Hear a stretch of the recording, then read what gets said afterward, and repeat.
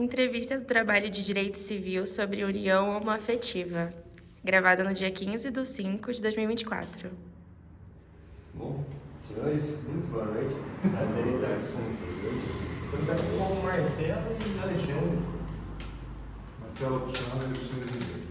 Vocês dois já estão juntos há quanto tempo? 20 anos. De verdade, a nossa história começa em 2020.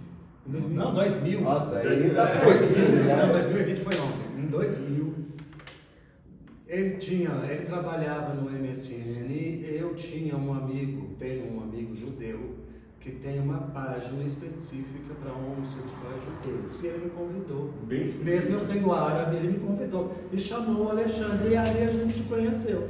Nos conhecemos na internet. E aí, passou-se. Isso no MSN.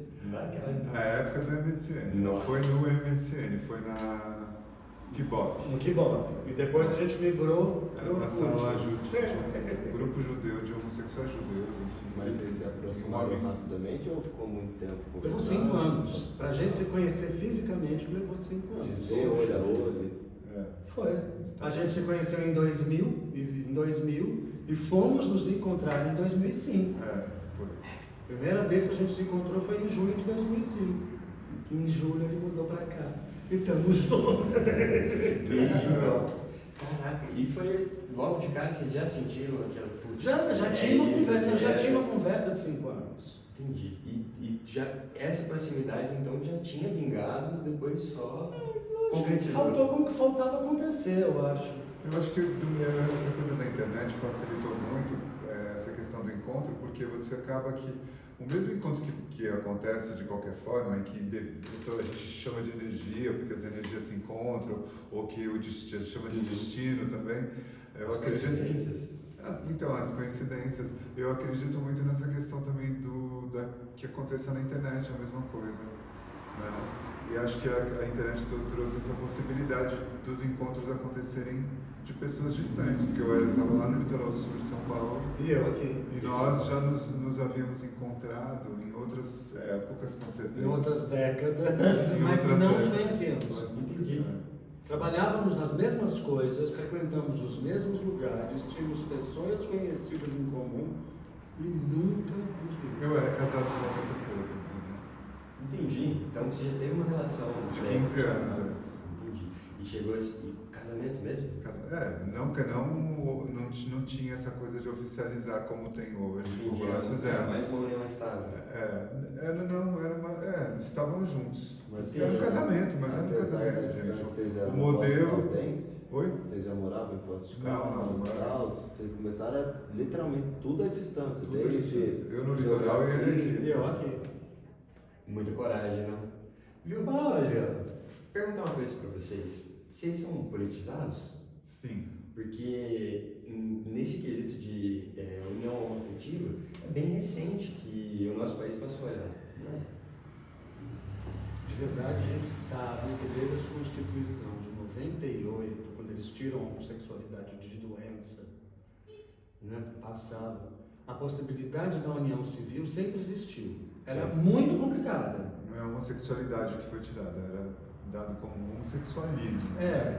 Homossexualidade não tem Não era ainda isso. A gente falava de homossexualismo, então implica em doença. É o mesmo caso do Alan Turing lá da Inglaterra, aquele cara que fez até um filme sobre ele conseguiu quebrar o enigma alemão e no final o próprio governo prendeu ele por conta justamente disso. Até 84, né? Não, 88. Não, até 84 a OMS considerava os homossexuais doentes. O homossexualismo era uma doença. Enfim, era tanto que os manicômios recebiam pessoas homossexuais por conta desse período, na ditadura principalmente, né? Era assim que acontecia. Você acordava, assim como mulher que engravidava fora do casamento, era tida como louca, enfim, essas coisas que aconteceram nesse período. Entendi.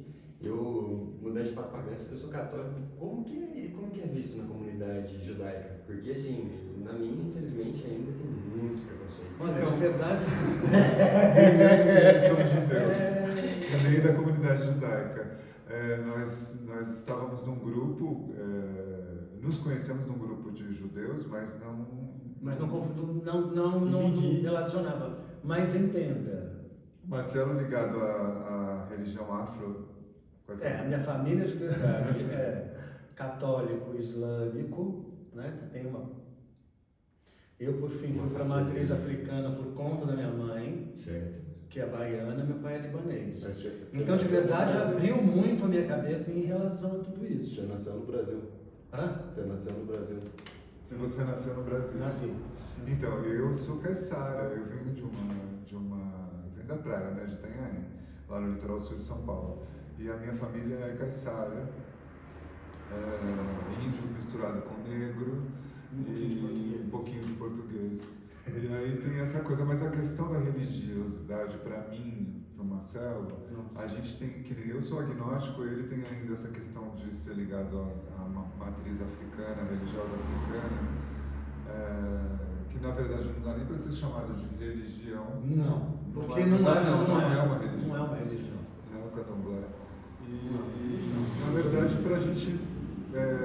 Eu tomei distância você perguntou já com relação à coisa católica, eu tomei distância das religiões, por isso que eu me ponho agnóstico, exatamente por conta de todo o trato que foi dado à questão do homossexualismo no visual, na visão preconceituosa de lá para cá. Mas daqui para lá, a minha religiosidade sempre me fez passar por cima disso, eu acredito. Entendi. A gente põe um pouquinho da palavra religiosidade e vai para a palavra divino, É. a palavra. Vamos falar do lugar. sagrado, porque, mas outro assim, lugar. se a gente for buscar dentro da ótica que ele pediu da Não, religião, mas- entendeu? Mas eu compreendo justamente porque, inclusive eu... De verdade, a mas- gente se espanta quando a gente fala, por exemplo, você fala de judeus. Em Israel, casamento infantil é permitido, maconha é liberada. Nós estamos em outro país. Nós vamos falar então de uma outra coisa. Quando a gente fala da matriz da religião, que é hebraico, católica, islâmica, porque tem um determinado momento que todo mundo confunde, os Abrãos da vida são todos os mesmos. Todo mundo morava ali. tipo, A gente não são todos os mesmos, os tais dos Abrãos. Em momento nenhum eles têm preocupação com a sexualidade de ninguém. A sexualidade passa a ser um problema na 30ª interpretação Entendi. da Bem Bíblia, mais pra por uma frente. questão de patrimônio. Uhum.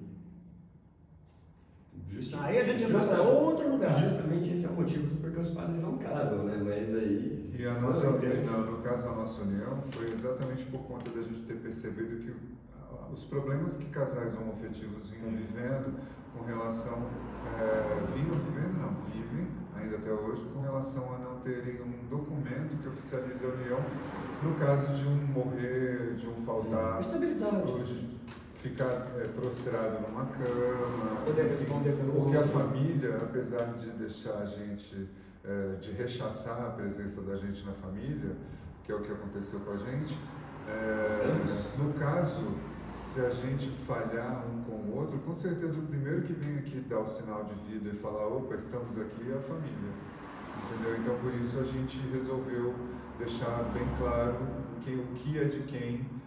No caso, Você sente que até hoje tem muito preconceito? tem, eu sinto que não, tem. É que nem a questão do racismo, né? Porque a gente é colocado dentro desse espectro. E o racismo, ele é ambiental. Hoje a gente vê o racismo ambiental, assim, com a questão do sul, né? Por exemplo, você vê comunidades indígenas serem deixadas de lado e aproveitarem esse momento, inclusive, de fragilidade para se aproveitarem, se apropriarem das terras indígenas. Enfim, e os caras estão lá, continuam sendo donos, não só nesse caso, mas enfim, vários Faz outros casos. sentido, porque é o direito deixar à mercê. A gente tem relatos também dentro desse mesmo acidente de pessoas LGBT sendo deixadas de lado em detrimento de pessoas que não são LGBTs no atendimento. Uma clara diferenciação entre pessoas que... Existe. A mulher continua até hoje sendo subalternizada, tanto quanto o homem, e tem os mesmos medos, o LGBT, e tem os mesmos medos, eu tenho certeza, de sair na rua ainda continua a mesma coisa, em lugares escuros e ermos, sozinha principalmente. Eu imagino se o senhor está comentando, e eu considero Poços de Caldas uma cidade assim, ímpar no Brasil, mais para os interiores. A gente- Eu vou explicar uma coisa para A você. gente ainda vive uma coisa. A gente fala meio disso sempre, mas eu vou falar uma coisa para você. Eu trabalho no sul de Minas, participei de uma Conferência Nacional de Cultura agora em março, que foi a Conferência Nacional de Cultura. Tive a oportunidade de ter contato com gente dos lugares mais impossíveis de caberem na sua consciência. Poços de Caldas é absolutamente fora da curva. Não somos referência para absolutamente nada, porque a realidade dos fatos aqui mora em outro lugar. Isso em todas as camadas do social, do político. Não falo ainda do financeiro, porque o financeiro a gente não sabe o que vai vir pela frente. Mas as outras camadas da sociedade, a gente é muito fora da curva. Mas no sentido positivo ou negativo? Cara, de verdade, é estranho a gente falar isso. Às vezes positivo e às vezes negativo. Em que sentido? Por exemplo, a cultura de Poços de Caldas, do olhar de fora, é tida como absolutamente perfeita, rica, potente. Nossa, é a cultura. Mas lá fora, porque a nossa propaganda é muito boa. Mas aqui para o agente cultural, não estou criticando não, é a realidade dos fatos. Não é bem assim. Opa, temos uma cartela de editais, somos contemplados sempre, tananana, mas tem sempre alguns percalços que acontecem. E isso fica desconexo entre o que se fala e o que a gente tem. Mas isso é a construção da realidade. A realidade é feita de ações. Você falou que você é da Assembleia dos Artistas, né? Conselho. Conselho dos artistas, sente que interferiu em alguma coisa para você entrar? A opção sexual ou foi bem acolhedor? Porque eu sinto que lá parece que o pessoal é muito unido. Por exemplo, o Conselho é uma instituição eletiva. Nós somos eleitos pela sociedade civil. Para estar trabalhando junto com o poder público e ao mesmo tempo como voz da sociedade civil. A gente está no meio, a gente fica meio que num híbrido, a gente é uma ponte. A gente sim, por exemplo, trabalha da construção das proposições que a gente quer, tanto para Paulo Gustavo quanto para Pilab. Mas nós não participamos da construção digital. A gente diz o que é melhor para nós. O poder público vai acatar e vai transformar isso num edital. Então a gente consegue, a gente trabalha dentro do poder público, né? É junto, a gente precisa trabalhar junto. É mais ou menos como se tivéssemos, agora temos, né? A gente vai falar nesse assunto, que é a rede da pessoa LGBTQIAPN+, do município. Não é um conselho, mas é uma rede. Acho que são 60 pessoas ao todo, de todos os setores da sociedade civil e poder público, que trabalham hoje em união para conseguir colocar esse setor, esse segmento imenso da população também dentro dos pacotes sociais. E trazer para a realidade uma galera que não é abrangida. E outra coisa, querida, vou simplificar muito a conversa. Se nós somos 30% da sociedade civil, a gente tem que receber pelos 30% de imposto que a gente também paga. Com certeza. Então, relação homoafetiva, o nosso casamento, né? A gente vai fazer 20 anos. O casamento dos senhores é união estável? É união estável. União estável.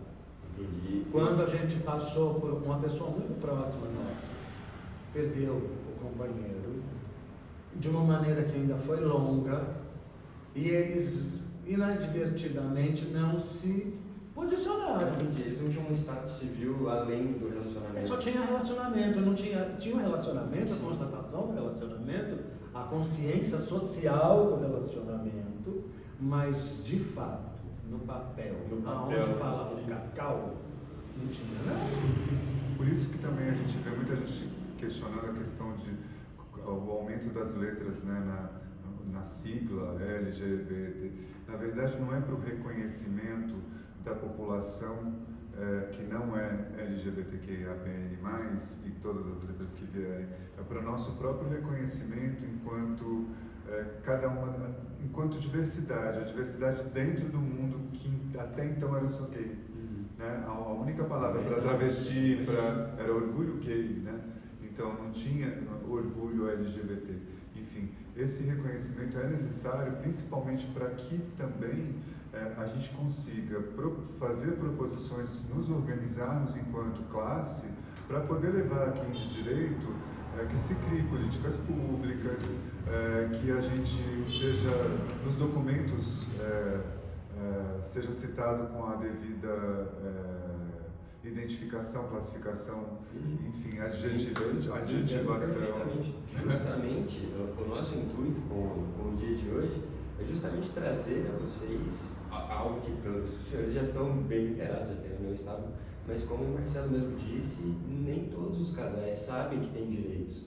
Então, às vezes, acabam vivendo apenas no relacionamento e numa eventual invalidez ou numa separação, acaba que, por exemplo, vocês podem pleitear o direito à pensão um do outro. Digamos que o Marcelo depende do seu, vice-versa, e acaba que houve um rompimento por N razões, um pode pleitear a pensão, que seria um direito exclusivo de casais heterossexuais até pouco tempo atrás. É um direito dos casais civis. Sim, pois é um direito, porque a gente também tem que começar a entender que direito para o pau que bate em Francisco tem que bater em Chico. Com certeza. É o mesmo pau. Então a gente tem que entender, já que nós estamos sendo legalistas, e o Brasil é um país legalista, nossa sociedade é como é republicana, a gente tem leis.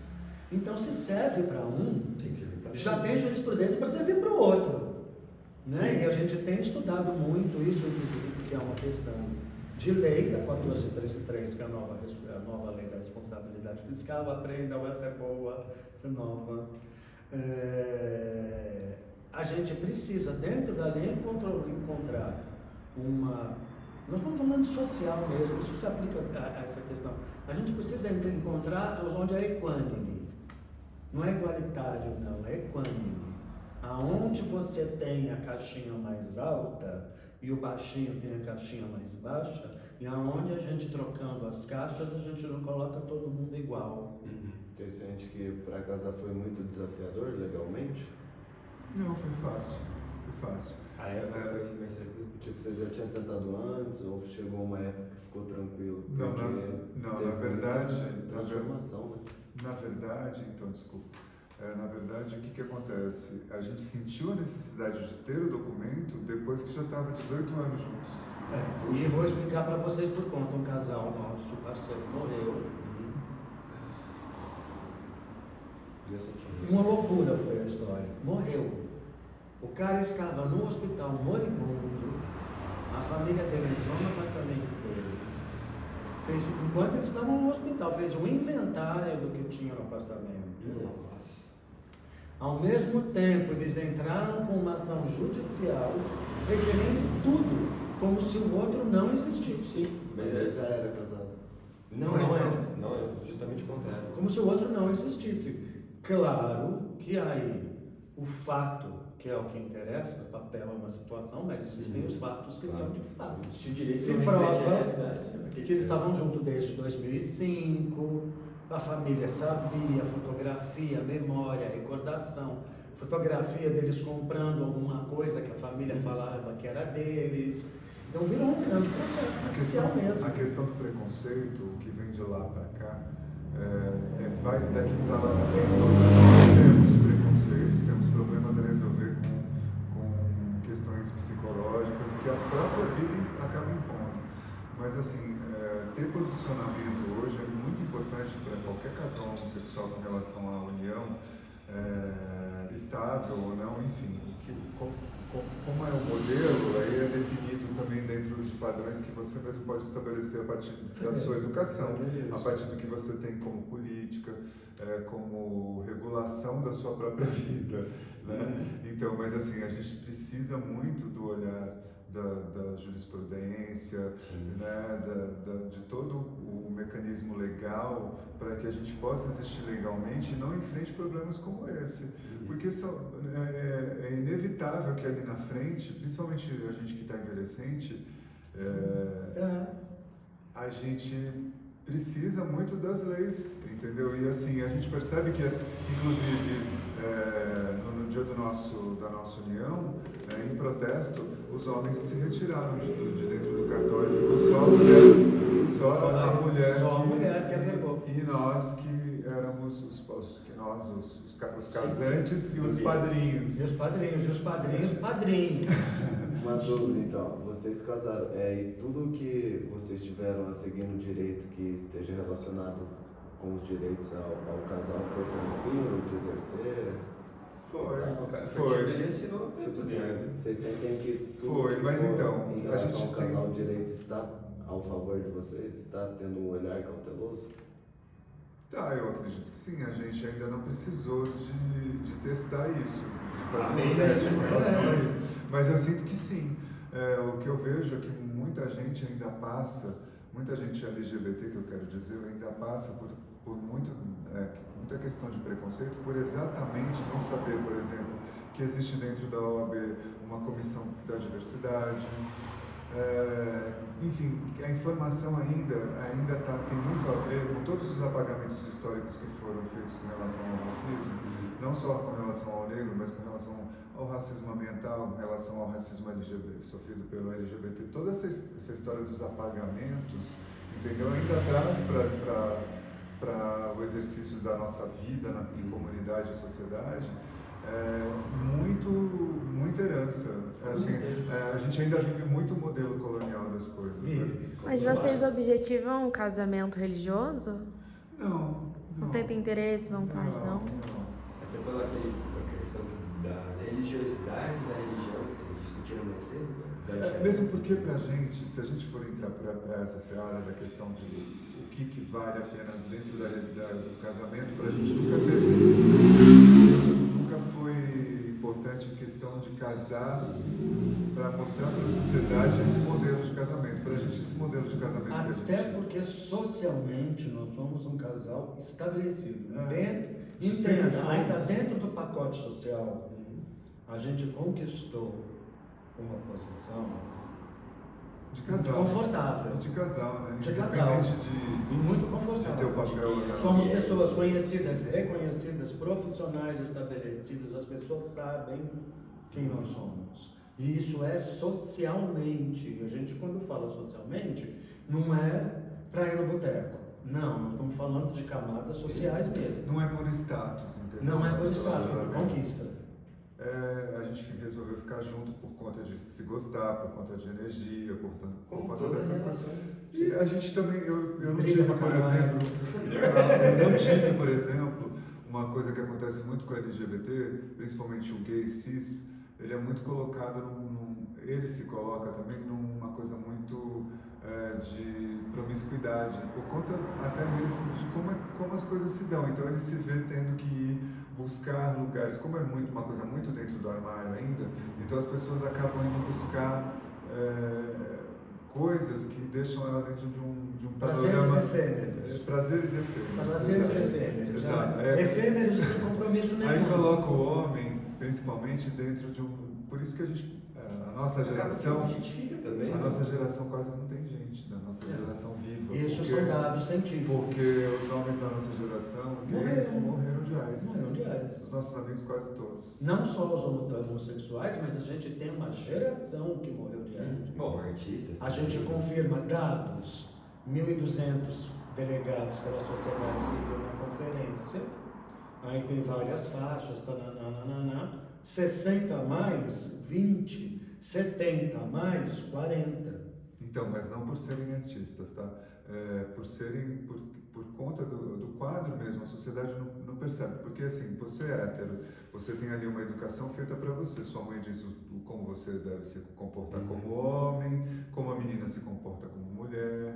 A sociedade vai te dando esses sinais. Sim. Você, quando é homossexual, principalmente, por exemplo, no meu caso, eu já tinha uma coisa mais afeminada que o Marcelo quando criança. Então eu sofria uma coisa assim, você é mulherzinha, você é bicha, você não sabe com 6 anos, 5 anos de idade o que é ser bicha, você sabe que existe um universo diferente. Que você... Só uma coisa para quem está vendo aí. Uma pergunta que eu vou fazer para vocês, que eu acredito que para mim seja retórica, mas é bom perguntar, porque tem muita gente ainda que pensa assim. Vocês escolheram ser homossexuais? Não. Olha isso, é uma barbaridade de todos. Como também, Você vem prontinho. a gente não escolheu, se pudesse escolher, eu costumo dizer muito isso, que também é outra retórica, é dizer que se eu pudesse escolher, eu escolheria vir homem e vir sacana, mau caráter, entendeu? Que é o melhor, é o que menos Ou sofre. cafajeste. Não entendo completamente. Porque assim, ó, tudo é baseado muito. E assim, é que nem colocar as coisas como mimimi, uma coisa que a gente sem entrar para a questão política do mimimi, mas assim, a reclamação do outro sempre é desqualificada, principalmente quando o outro não é aceito socialmente. Ou faz parte de padrões você, que não são aceitos. Você é educado para entender que um senhor preto que não teve boa educação, que não teve acesso, principalmente, que é o que mais a gente sabe, andando na rua com um saco de latas, é o velho do saco. Não sei se vocês tiveram isso. É o homem do saco. Então ele geralmente é preto, ele não tem boa higiene por conta do quadro social. Entendeu? Não porque ele é ruim. Sim, não porque, mas a gente liga a imagem de ruim, aí fica lá. A sociedade pinta como ruim. Sim, com isso. Então, assim, um cara cabeludo vai ser sempre ligado ao universo da questão das drogas, entendeu? E assim como uma mulher que também, se ela tiver com menos roupa, não vou nem colocar como cabelo curto. Ó, dá para ser mais simples. Né? Vai dizer que ela é vulgar. E não sabe, a gente tem que entender que a construção da identidade não tem nada a ver com o que foi colocado pra gente. É que nem você colocar, por exemplo, a historiografia brasileira, tem muitos lugares que foram tentados serem apagados, como por exemplo a questão do cangaço. Todo mundo tem um cangaço assim, nossa, você defende o cangaço. Eu falo, gente, eu não defendo o cangaço. A historiografia é importante, um momento importante para a historiografia brasileira, por quê? Porque é uma revolta da população, uma coisa social. Sim. Os caras do Nordeste passavam, além da questão da seca, eles tinham também a questão de ter lá uma ditadura, coronelismo, que cobrava impostos horrorosos de pessoas que não tinham como sobreviver. Então, e aí você tem uma revolta, você tem em resposta uma revolta, uma coisa social. Só que colocam isso historicamente como um banditismo. Sim. Assim como a presença do negro, a presença LGBT, entendeu? Então, assim, tá casado hoje também é uma bandeira. É um ato de resistência. É um ato de resistência para duas pessoas de 60 anos que passamos pela questão da promiscuidade, por conta dessas tentativas de apagar a nossa existência, entendeu? Porque é assim, é estrutural. É que nem dizer, não tem racismo no Brasil. Tem racismo sim. Tem o preconceito LGBT sim, que está dentro desse espectro também. Porque assim, se eu ficar olhando um pouquinho mais para você vai falar, opa, esse viado está olhando para mim. Pelo ritmo que as coisas... Entendeu?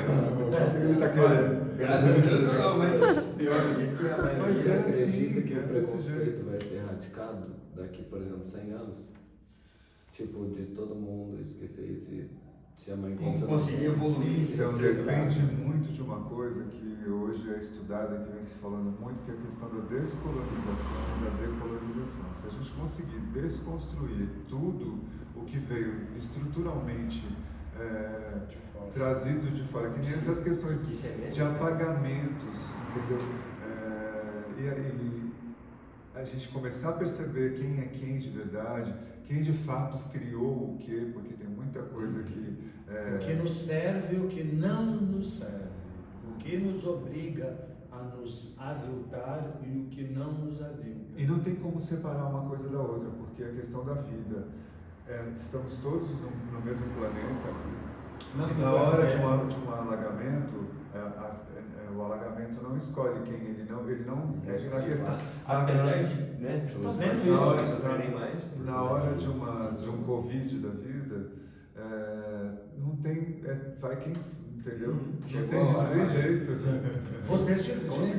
Nós tivemos meningite nos anos 70. Passamos por ela. E a gente teve mais nos anos 80 e nos anos 90.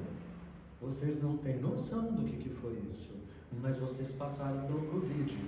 Nós dois também não tínhamos noção do que era o Covid. Sim, um lockdown, por exemplo. Porque quando você falava de meningite está pegando grupos, como que era? Meningite quem pegava era pobre. Isso começou a pegar todo mundo. Mas o Covid pegou o pacote inteiro e falou assim: agora vocês vão ver que vocês são tudo igual.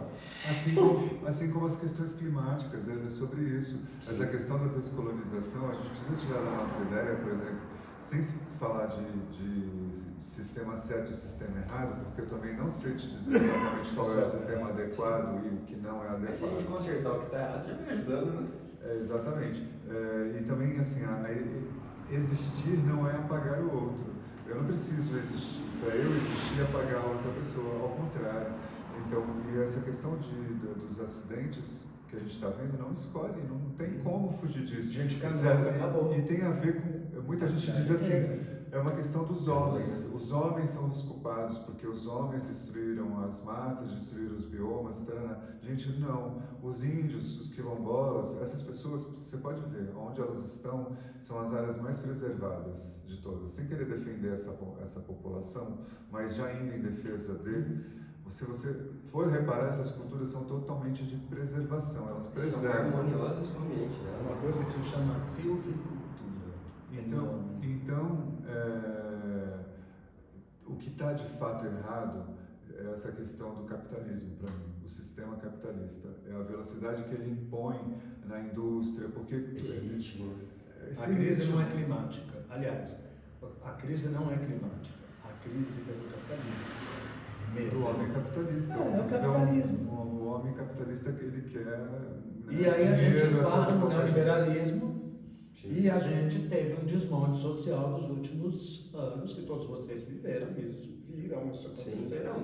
Perda dos direitos. Aí por que eu estou falando disso?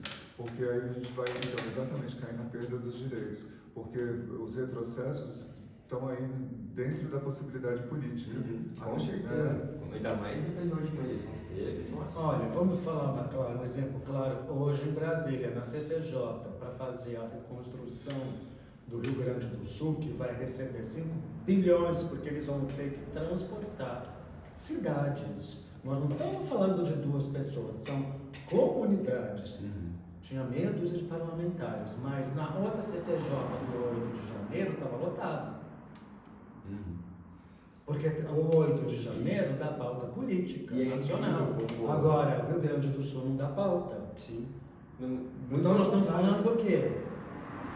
Nós estamos falando de uma política que está absolutamente cooptada. Escolhe o seu para proteger.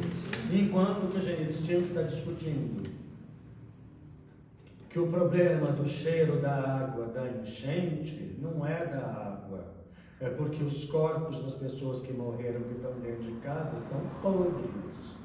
Então nós estamos falando de outra preocupação social, porque um corpo podre, ele vai ter um necrochorume e vai contaminar a água, vai contaminar o lençol freático, e na hora que for desintoxicar, for fazer a limpeza dessa água, o necrochorume vai estar lá. Aí o cara morre do lado de cá. Então, quando a gente fala de política, não está falando só de política.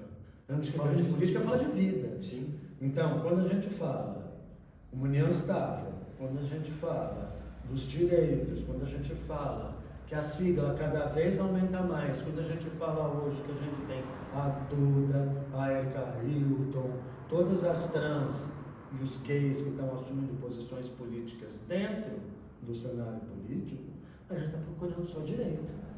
E aí eu volto naqueles 30%, eu quero que alguém veja tudo isso. E na verdade não existe uma contribuição LGBT, existe uma construção. a gente vem se construindo dentro de um negacionismo, entendeu? Remando contra a maré mesmo. E sempre, né? Em todos os aspectos. Mas também prestando atenção na diversidade, porque nós não somos só LGBTs. Dentro do LGBT também, de cada uma das letras, temos pretos, temos somos coloridos, né? Enfim, Temos todas as etnias. Temos todas as etnias. É isso. Eu acho que já para encerrar aqui, os senhores, nossa, que beleza, vamos conversar com quem sabe do assunto, né? E a nossa Constituição de 88, ela tem o princípio da dignidade humana enraizado. Como que os senhores acham que poderia acontecer de fato? Porque a gente sabe que hoje em dia, né, por exemplo, os 30% dos senhores não são abolidos de jeito nenhum. Por mais que tenha luta, por mais que tenha isso. Quer falar? E puxando um gancho. De verdade, Fala um pouco. quanto mais lei a gente tem, mais complicada a coisa fica e demonstra mais o quanto a sua sociedade tem problemas. Concordo. E puxando um gancho, vocês sabendo que a sociedade tem muitos problemas, tanto com preconceito, tanto com capitalismo, vocês sentem vontade de ter filhos? Então, é uma coisa que... boa pergunta. Na verdade, eu não pretendo ter, não gostaria de ter filhos. Dentro desse espectro, se eu pudesse fazer filhos biologicamente, eu não posso, por conta de questões físicas mesmo, não tenho... Os equipamentos. Não, o equipamento não tenho. Mas para gestar, não.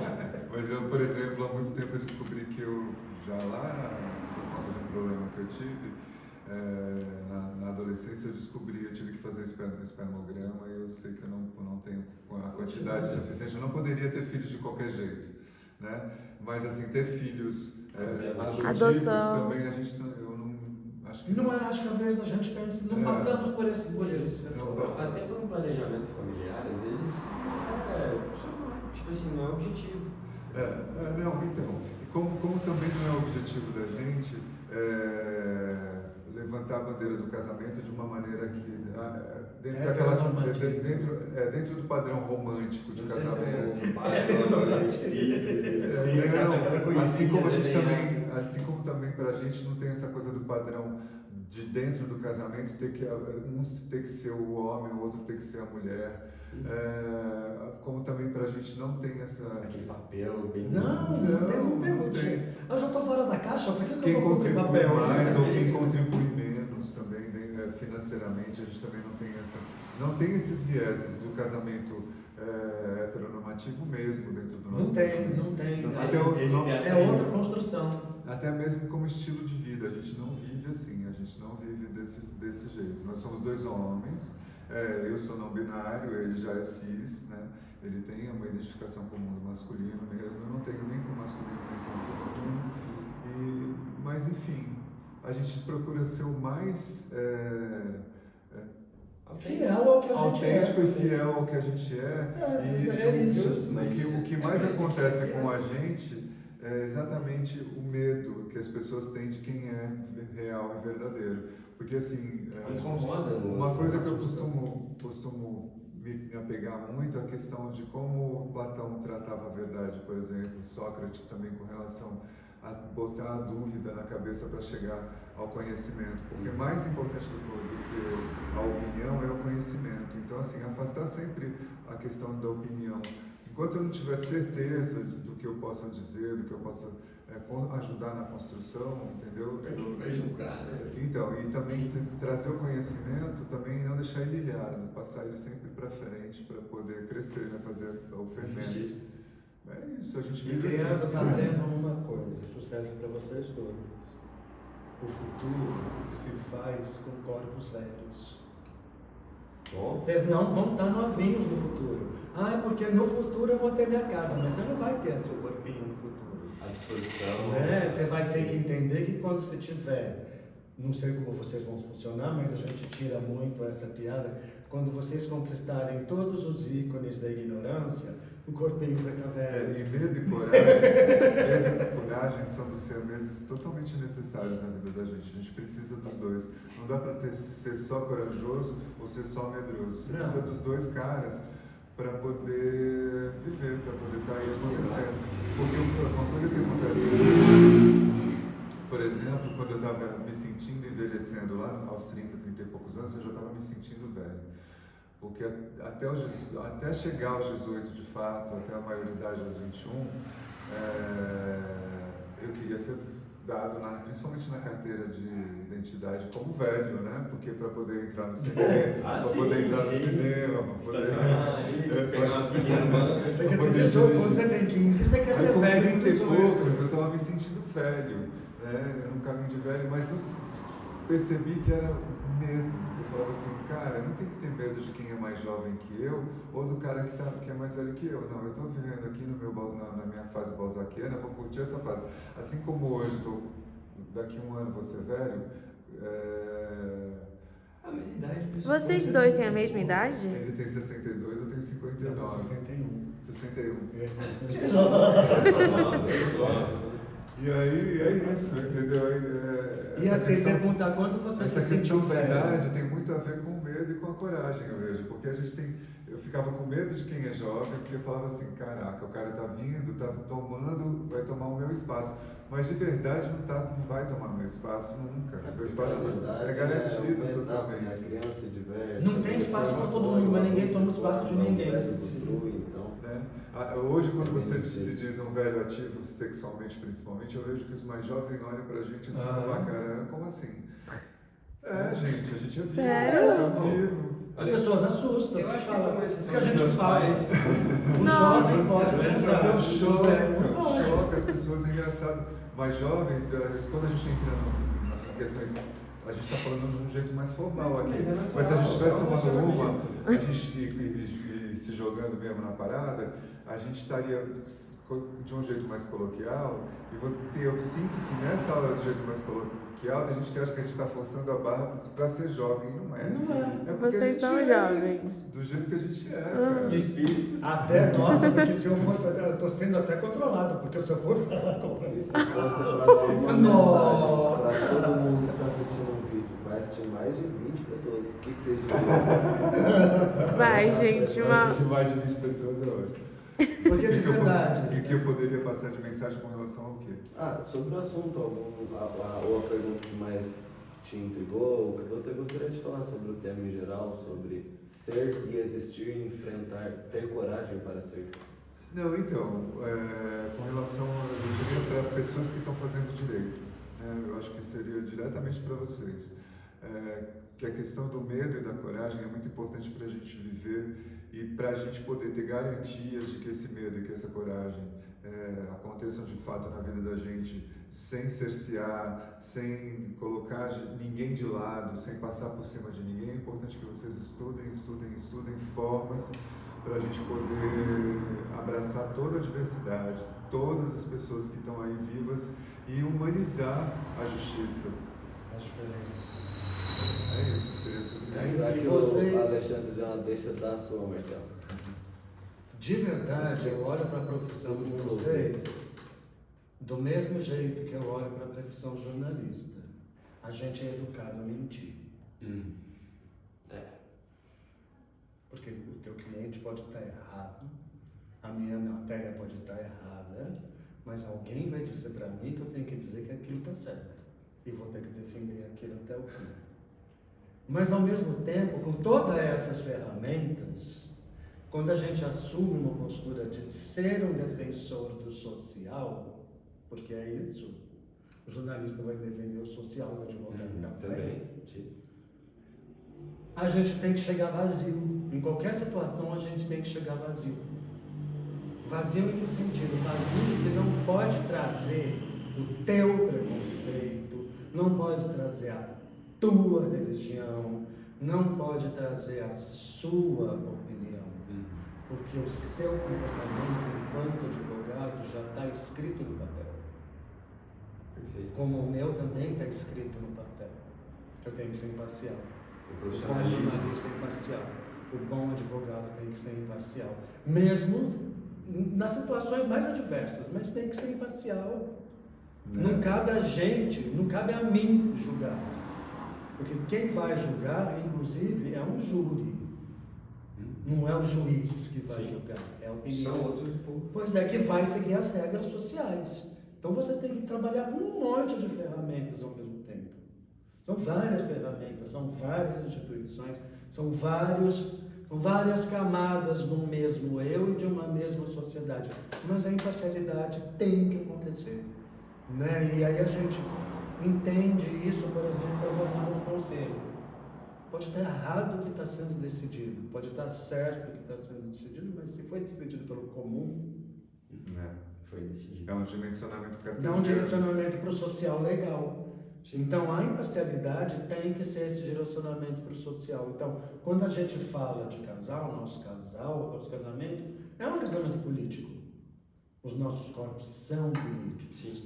Entenda numa sociedade de extrema direita como é a de Poços, nós somos um casal que passa de cabeça em pé. E foda-se. Porque a gente está aqui e a gente sabe onde a gente está. Né? A gente se situou mesmo. Socialmente situados. E aí a gente toca o barco, né? Bom, senhores, foi um prazer mais sexual aqui a conversa de hoje. Agradeço demais. A gente que Crianças, manda um beijo pro povo da Lu.